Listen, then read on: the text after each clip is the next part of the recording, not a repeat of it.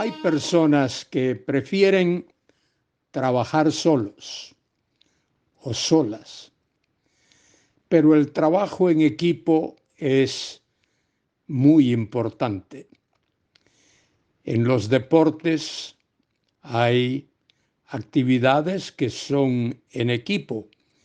El baloncesto, por ejemplo, el fútbol, son deportes que se realizan en equipo.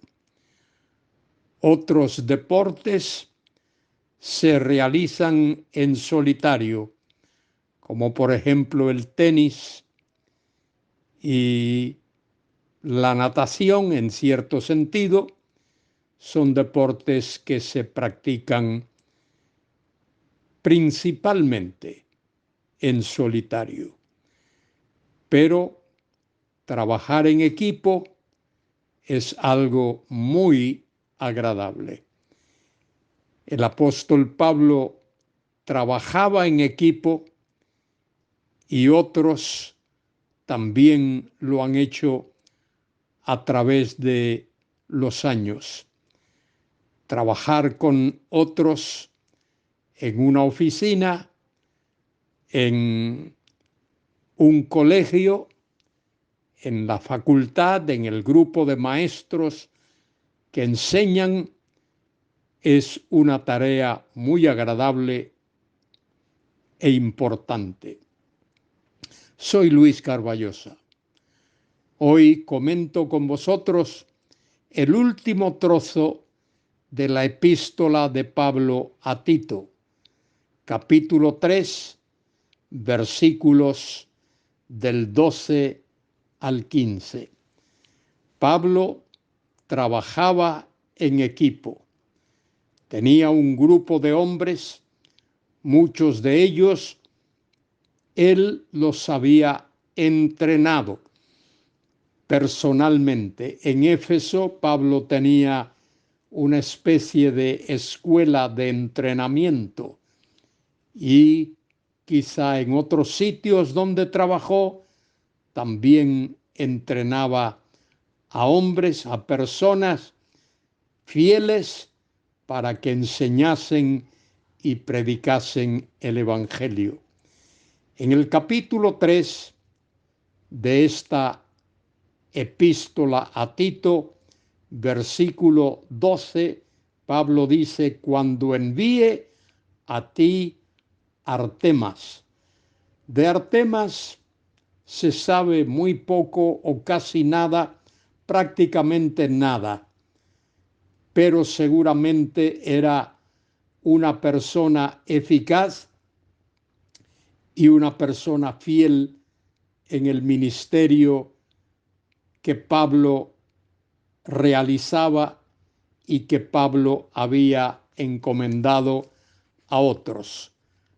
Aquí Tito habla de Artemas y dice que ha de enviarlo allí a la isla de Creta, y el trabajo de Artemas seguramente sería importante. Pablo enviaría a Artemas para que asistiese a Tito en el trabajo en la isla en Creta.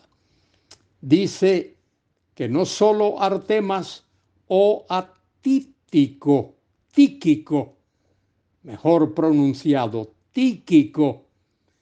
Tíquico se menciona varias veces en el Nuevo Testamento. Era un hombre del Asia, de lo que hoy es Turquía, y Pablo dice de Tíquico que era un hermano amado y fiel ministro en el Señor. La palabra ministro es la palabra diáconos. Era un hombre que servía, y no hay nada mejor que uno servir a aquellos que ministran y que trabajan en la iglesia como el apóstol Pablo. En 2 Timoteo 4:12 se menciona otra vez el nombre de Tíquico. A Tíquico lo envié a Éfeso. Evidentemente Tíquico era un hombre confiable, era un hombre de confianza para la realización de la obra misionera. Pablo le dice: cuando envíe a ti Artemas o a Tíquico, apresúrate a venir a mí en Nicópolis, porque allí he determinado pasar el invierno. El invierno en aquellas regiones podía ser frío y podía causar daño a la salud. Pablo necesitaba que se le llevase abrigo para poder pasar el invierno. Apresúrate a venir a mí en Nicópolis, porque allí he determinado pasar el invierno. Zenas, intérprete de la ley. Mire qué importante. Zenas era un teólogo, era un intérprete de la ley, probablemente un judío que interpretaba las escrituras del Antiguo Testamento, y a Apolos.